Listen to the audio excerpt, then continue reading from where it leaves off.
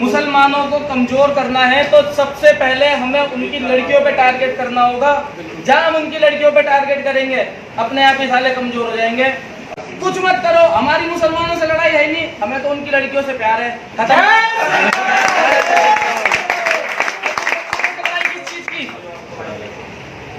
हम तो उसकी लड़कियों से प्यार करेंगे ना, क्यों? अपने आप ही कमजोर होते चले जाएंगे। क्या नाम है आपका? थोड़ा जोर से बोलोगे यहाँ पे। सहरीन मलिक। शहरी में। पापा का नाम क्या है? मोहम्मद असलम। मोहम्मद असलम। कहाँ से आए हो आप? पूना से। पूना से। भाई कोई कंप्लेंट? आज काय के लिए आए हो तुम यहाँ पे? शादी करने के लिए। शादी के लिए आए हो? अपनी मर्जी शादी कर रही हो? किसके साथ शादी कर रही हो? अक्षय के साथ शादी कर रही हूँ। अक्षय कहाँ है? कौन है अक्षय? कहाँ पे है वो? ये है? आपका नाम है अक्षय? आज ऐसी बड़ी संख्या में मुस्लिम लड़कियां हिंदू लड़कों से प्रेम कर रही है, उनको अपना खतरनाक भविष्य दिख रहा है, इसलिए हिंदू बच्चों के साथ शादी करना चाहती है। तो उनके लिए कुछ ऑफर मैं आज लेकर आया हूं, बता दूं? आपकी अनुमति है? इसमें साथ देंगे? अगर तुम किसी हिंदू बच्चों के साथ विवाह करेगी तो वो बच्चा तुम्हारे साथ अन्याय नहीं करेगा और तुमको क्या क्या फायदे होंगे वो 10 फायदे मैं आज यहाँ हिंदुओं के साक्षी में, हमारे भगवान का साक्षी मानकर कैमरे पर वीडियो में वचन देता हूं कि अगर तुम हिंदू लड़कों के साथ विवाह करके हिंदू बनोगी तो तुमको तलाक का सामना करना नहीं पड़ेगा। मेरा नाम फिरदौस बानू है। क्या हुआ है आपके साथ? क्या घटना घटी है? मैंने 4 साल पहले लव मैरिज की थी, हिंदू के साथ मैंने शादी की थी। तो 3 साल तक मैंने अपने घर वालों को नहीं बताया। ये मुझे बहुत मारता था, बहुत टॉर्चर करता था हर एक चीज के लिए, तो मैं बहुत बर्दाश्त करी। फिर कुछ दिन हुआ तो ये मेरे साथ मतलब बहुत गंदी गंदी जबरदस्ती करता था। जब देखो तो पैसे मांगता था कि मुझे पैसे दे। फिर बोलने लगा कि तू दहेज नहीं लाई है, तू जा यहाँ से, तुम्हारे में 3 बार बोलने में तलाक हो जाता है, तो मैं तुझे तलाक देता हूँ, अब तू यहाँ से निकल जा, मुझे लड़की नहीं चाहिए थी, तूने लड़की क्यों पैदा की, ऐसा वैसा उल्टा सीधा बोलता था। फिर जब देखो तब अपने फ्रेंड लोग को कॉल करता था कि ले तू इन लोग से बात कर, मीठी मीठी बात कर, मुझे पैसा देना है उन लोग के साथ। फिर इनकी माँ बहन भाई सब लोग मुझे मिलकर मारते थे।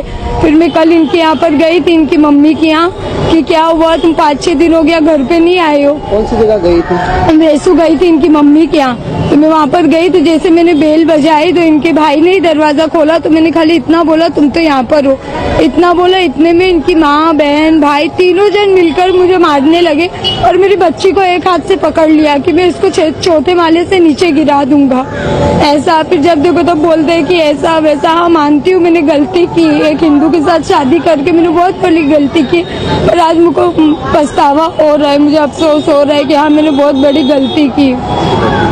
लड़की की कितनी उम्र? अभी मेरी बच्ची 1.5 साल की है। वाले 7 दिन के अंदर मिट जाएगा। मैंने अपनी लाइफ में कभी पढ़वाया नहीं था तो मैंने पढ़वा लिया। अब इसमें एसिड डाल दिया, फिर ये चूना साबुन करके लगड़ दिया। बोल रहे बस तुझे मिटवाने का शौक था। ये इसको लेकर भी 6 दिन हो गए, मैंने इसमें ना पानी टच किया है ना इसको कुछ किया, पूरा गड्ढा हो गया। अस्सलामुअलैकुम रहमतुल्लाहि बरकातुहू। मैं मोहम्मद यूसुफ उमर अंसारी, हजरत ख्वाजा गरीब Nawaz welfare association Maharashtra committee का सेक्रेटरी। जैसा कि आप देख रहे हैं हमारे ग्रुप में और काफ़ी जगहों पे ये मसला चल रहा है कि मुसलमान बच्चियों से शादी करने का, और सूरज चौहान जो सुदर्शन न्यूज़ का एंकर है और सुदर्शन न्यूज़ को बनाने वाला, चैनल को तैयार करने वाला, ऐसा एक हरामी हिंदुस्तान में है जो खुले अल्फाजों में अल्लाह उसके रसूल की शान में गुस्ताखी करता है, मुसलमानों को कई जगहों पे ओपन चैलेंज करता है। और अब पिछले 10 दिन से उसके एक वीडियो आप चल रहे हैं, हमने इस वीडियो से पहले भी आपको उसका वीडियो दिखाया कि मुसलमान लड़कियों को 10 तरीके के एक ऑफर दे रहा है कि आप अगर हिंदू से शादी करेगी तो आपका तलाक नहीं होगा, आपका ये नहीं होगा, वो नहीं होगा, और 10 बेनिफिट वो बता रहा है। मगर उस सुपर की औलाद को ये नहीं पता है जो हमारे हिंदुस्तान का प्रधानमंत्री, जो एक खुद हिंदू है, जिसने अपनी बीवी को धोबी का कुत्ता घरखाना घाट का रखा, ना उसने तलाक दिया, दूसरे शादी करने के लायक रखा, ना उसने आज तक उसको कबूल किया यानी एक्सेप्ट किया। सिर्फ हिंदुस्तान का प्रधानमंत्री ये नरेंद्र मोदी, जिसने सिर्फ अपने जाति मफाद के लिए, अपनी ख्वाहिशात के लिए, अपने आप को प्रधानमंत्री बनाने के लिए खुद अपनी बीवी को फुटपाथ पे छोड़ दिया। तो ये तो रहा हमारे हिंदुस्तान के प्रधानमंत्री का मसला। तो दोस्तों और बुजुर्गों, बहुत से लोगों ने मुझसे सवाल किया जो बच्चियां जा चुकी हम उसके लिए क्या कर सकते हैं। तो बेशक उसके लिए हम कुछ नहीं कर सकते, मगर जो बच्चियां जाने वाली है, जो बच्चियां हमारे हाथों से निकलने वाली, उसके लिए हम बहुत कुछ कर सकते हैं। जैसा कि हमारी बच्चियां, हमारी बेटियां, हमारी बहनें जो कॉलेज पढ़ती है, उन बच्चियों को लाने ले जाने की जिम्मेदारी खुद माँ बाप उठाए। हमने अक्सर देखा होगा कि जो बच्चे सीनियर केजी, जूनियर केजी में या फर्स्ट या सेकंड क्लास में पढ़ते हैं, उनके लिए उनकी माएँ एक बैग अपने कंधे पे टंगाती है और उन बच्चियों को लाती और ले जाती है। तो बहुत अच्छी बात है। जिस तरह बच्चों को बचपन में संभालना हमारी जिम्मेदारी होती है, माँ बाप की, हमारी बहनों की, हमारी बेटियों की, उसी तरह उसी जिम्मेदारी के साथ में जैसे ही बच्ची 5वीं, 6ठी, 7वीं क्लास की बात पहुंचती है या 10वीं की बात पहुंचती है, तो पूरी जिम्मेदारी के साथ में आप ये पूरी कोशिश करें कि बच्चों को पढ़ाए। मैं पढ़ाने से इनकार नहीं कर रहा। अगर हमारी घर की बच्चियां वकील बनेगी तो नामूस रिसालत पे काम करेगी, बच्चियां डॉक्टर बनेगी तो हमारी दूसरी जो बच्चियां पेशेंट होगी, डिलीवरी के पेशेंट, हार्ट के पेशेंट, कैंसर के पेशेंट होगी, तो उन बच्चियों को वही बच्चियां देखभाल करेगी और इलाज करेगी। मैं पढ़ाने से मना नहीं कर रहा, मगर पढ़ाने की शर्त और एक कायदा कानून होना चाहिए कि हम हमारी बेटियों को, बहनों को खुद कॉलेज ले जाए, खुद लेके आए। अक्सर आपने देखा होगा कि बच्चे छोटे होते हैं, 5-6 साल के, 7 साल के, तो उनको हमारे घर वाले लाते और ले जाते। और ये भी मैंने देखा जो बच्चे, चाहे लड़का हो या लड़की हो, वो सरकारी स्कूल में पढ़ते तो उनको कोई लाने ले जाने वाला नहीं होता। जिनके बच्चे प्राइवेट स्कूल में पढ़ते हैं, उन्हीं के माँ बाप उनको लाते ले जाते। मगर जब वो बच्चियां बड़ी होती है तो उनको कोई भी लाने ले जाने वाला नहीं होता। वो कॉलेज से छुट्टी 11:30 बजे, 11:30 बजे से लेकर 12:30 बजे तक बस स्टॉप पे बैठ के मोबाइल में बैठ के चैटिंग करती रहती है अपने सहेलियों के नाम पे, एक्स्ट्रा क्लास के नाम पे। वो कहाँ जा रही, किधर जा रही, माँ बाप को कोई भी चीज़ की फिक्र नहीं होती। और इसकी अहम जिम्मेदारी जो है घर की जो होती है वो माँ की होती है। मैं आपको बताता हूँ कि बाप जो होता है, जो आदमी होता है, वो काम करने वाला होता है, कहीं गैरेज पे काम करने वाला, कहीं ऑफिस पे काम करने वाला, तो वो अपने घर पे इतना ध्यान नहीं दे सकता। ज़्यादा से ज़्यादा ध्यान देने वाली जो चीज़ है, घर में ख्याल करने वाली जो चीज़ है, वो वालदा होती है, यानी माँ होती है। माँ की जिम्मेदारी ये है कि अगर खुद की बेटी सवेरे 7 बजे या 6:30 बजे या 6 बजे या घर से दूर कॉलेज है तो 5 बजे निकल दी, तो माँ की जिम्मेदारी है कि उसको पढ़ाने के लिए अगर वो कॉलेज भेज रही है तो वो खुद जाए और दोपहर में जाके खुद लाए। दुनिया में बहुत आसान मसला है। कई हमने लोगों से बात की कि जिनकी बच्चियां हिंदुओं के साथ में शादी करी और मुसलमान कौम को छोड़ के चले गई, यानी इस्लाम को छोड़ के चले गई, तो उनकी माओं ने, उनके बाप ने ये कहा कि भाई हमारी बच्ची चले गई, हमारी बच्ची से हमको मतलब नहीं, हमारी बेटी से हमसे मतलब नहीं, वो हमारा घर छोड़ के गई, हमारे धर्म छोड़ के गई, अभी हमारा उससे कुछ लेना देना नहीं। तो मेरे दोस्तों, मेरे बुजुर्गों और मेरी माँ और बहनों, आप ये बात दुनिया में कह के गुजर सकते हैं, मगर अल्लाह की बारगाह में आप ये बात को इनकार नहीं कर सकते।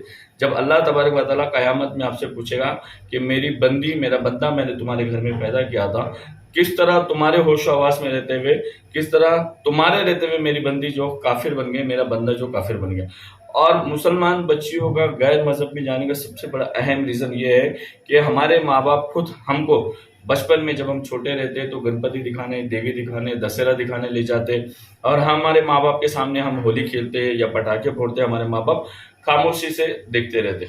ला इलाहा इल्लल्लाह का मतलब के ताल्लुक से मैंने इससे पहले भी वीडियो बनाया था, अभी भी मैं आपको दोबारा समझा देता हूँ कि ला इलाहा इल्लल्लाह मोहम्मद रसूलुल्लाह का मतलब यही है कि सिवाय कोई माबूद नहीं अल्लाह के, और नबी सल्लल्लाहु ताला अलैहि वसल्लम जो अल्लाह के नबी है, पैगंबर हैं।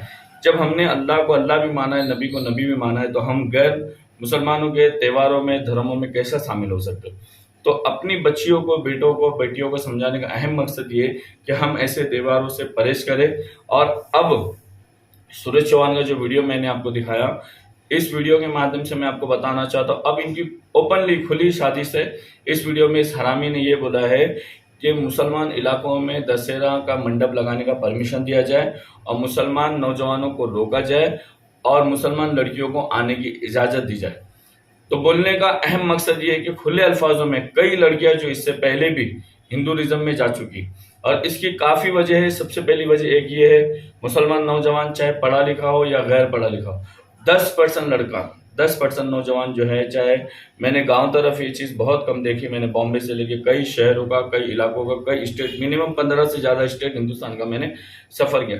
ये चीज़ गांव तरफ कम दिखती है, ये चीज़ बॉम्बे जैसे शहरों में और जो भी सिटी होती है, कैपिटल होती है, उन शहरों में ज़्यादा मिलती है। 10% लड़के जो होते हैं, जो नौजवान होते हैं, उनकी अक्सर खासियत गांजा पीना, शराब पीना, ताड़ी पीना, ऐसे नशों में मुब्तला रहना, अगर ऐसे नशों में हमारे नौजवान अगर मुब्तला रहेंगे या ऐसे नशों में हमारे बच्चे बिजी रहेंगे, ऐसा नशा करके अपनी दुनिया और आखिरत खराब करेंगे, तो कोई भी पढ़ी लिखी लड़की ऐसे गांजा पीने वालों को, शराब पीने वालों को, सिगरेट पीने वालों को कोई भी लड़की पसंद नहीं करेगी।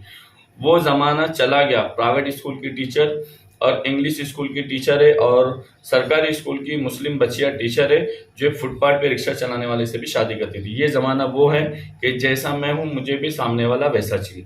ये ज़माना एजुकेशन को पसंद करता है, डेवलपमेंट को पसंद करता है, कामयाबी को पसंद करता है। तो जो बच्चे चरस गांजा के नशे में जा रहे हैं उनकी वजह से भी हमारी बच्चियां बेटियां हमारे हाथ से निकल जा रही। और जो माँ बाप लापरवाही कर रहे, अपनी बेटियों को मोबाइल दिए, अगर अपनी बेटियों को मोबाइल दे रहे हो तो मोबाइल देने से बेहतर है कि घर में अगर आपके पास पैसा है, अखराजात है, तो आप लैपटॉप ले लीजिए, कंप्यूटर ले लीजिए और आप अपनी बेटी जब आपके सामने काम करेगी लैपटॉप में, कंप्यूटर पे, तो आपको खुद पता चलेगा कि वो क्या काम कर रही। और साथ ही साथ आप अपनी बेटी के साथ में खास करके हमारी बहनें लैपटॉप चलाना, कंप्यूटर चलाना भी सीखे, ताकि अगर वो कोई साइट ऐसी रखती है जिसकी वजह से वो बिगड़ रही है या किसी के कांटेक्ट में, तो वो भी चीज़ आपको मालूम पड़े। ऐसा ना हो कि आप उसके हाथ में एक मोबाइल दे दें, वो अपने बॉयफ्रेंड से लगी और आप एक मोबाइल लेके फेसबुक में अपनी दुनिया में मगन हो। याद रखे ये दुनिया 2 दिन की है और मरने के बाद हमें और आपको जवाब देना है। सबसे बड़ा इस सदी में इस वक्त जो नुकसान हो रहा है उसके जिम्मेदार गैर जिम्मेदार माँ बाप है।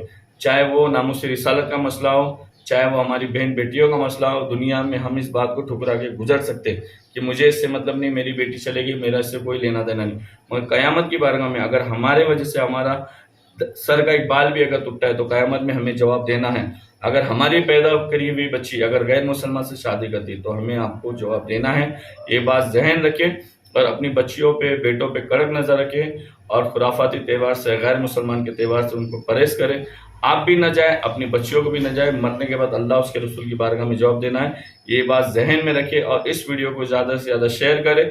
घर से निकलने वाली बच्चियों का लाना ले जाना खुद जिम्मेदारी से उठाए। मोबाइल चेक करें, अगर आपके पास पैसे हैं, आपके पास इतने अखराज आते हैं तो घर में लैपटॉप या कंप्यूटर 5, 6, 10 हज़ार रुपये का सेकेंड हैंड आता है। अगर उसको ऑनलाइन पढ़ाई पढ़ना है तो आप उसको सामने बैठ के उसके कंप्यूटर, उसके लैपटॉप पे नज़र रखें कि वो क्या कर रही, क्या नहीं कर रही। वरना बच्चियां भोली होती है, ये बात ध्यान रखिए। अगर कोई भी बच्चियां जिना करती है, हरामकारी करती है, कोई भी काम करती है तो उसका जिम्मेदार खुद होगा। दूसरा अहम मसला जो है बॉम्बे में और काफ़ी शहरों में चलता है, बेबी डोनेशन यानी बच्चा डोनेशन करना। ये बात बहुत अलग किस्म की, मगर मुझे बताना इसलिए ज़रूरी है। खास करके हमारी जो गरीब इलाकों में बहनें रहती है, मुसलमान बच्चियाँ रहती है, उनके शौहर काम धंधा नहीं करते, रिक्शा चलाते नहीं चलाते, या गांजा पी के इधर उधर सोते हैं या फुटपाथ पे पड़े रहते हैं और अपनी बीवियों को खर्चे नहीं देते। और ऐसे मामला में मैंने अक्सर पाया हूँ कि खास करके बॉम्बे में, क्योंकि काफ़ी शहरों का मैंने मुताला किया, खास करके बॉम्बे में जो है घर छोटे छोटे होने की वजह से जो उनकी माएँ उनको फिर वापस अपने पास नहीं रखती। उनकी माएँ उनको फिर अपनी बेटियों को फुटपाथ पर छोड़ती और ये बोलती कि भाई आप तुम कमाओ, तुम्हारी ज़िंदगी, चाहे वो माँ बाप खुद शादी कराए हो या बच्चियाँ खुद लव मैरिज करी हो। तो काम करते करते उनके जहनों में एक बात आती है कि हम बेबी डोनेट का काम करें, यानी किसी का गैर का बच्चा अपने पेट में पैदा करे और उसके बाद जो है उसके ज़रिए 3 लाख 4 लाख मिलेगा तो हम बिना भाड़े का घर ले लेंगे या घर में LCD ले लेंगे, टीवी ले लेंगे, फ्रिज ले लेंगे। एक चीज़ बात जहन में रखें, ख्वाहिशात जो है हमेशा गुलाम बनाती है। एक तो आप ये काम करने से आप नफ्स के गुलाम बन जाएंगे। जो हमारी बेटियां ये काम करती है ये चीज़ से परहेज करें, ये बात जहन में रखें, ये हराम है। पहली बात, जो भी दवा गोली के नाम से जो बच्चे पैदा किए जाएंगे आपके पेट में, वो शरई तौर पे हराम है। और जिस बहन ने, जिस बेटी ने ये काम करी, पहली बात वो जानियों में उसकी गिनती होगी। दूसरी बात, उसके शौहर से उसका निकाह टूटेगा। तीसरी बात, जो औलाद उसके जिस्म से पैदा होगी वो औलाद हराम की गिनती में गिनी जाएगी।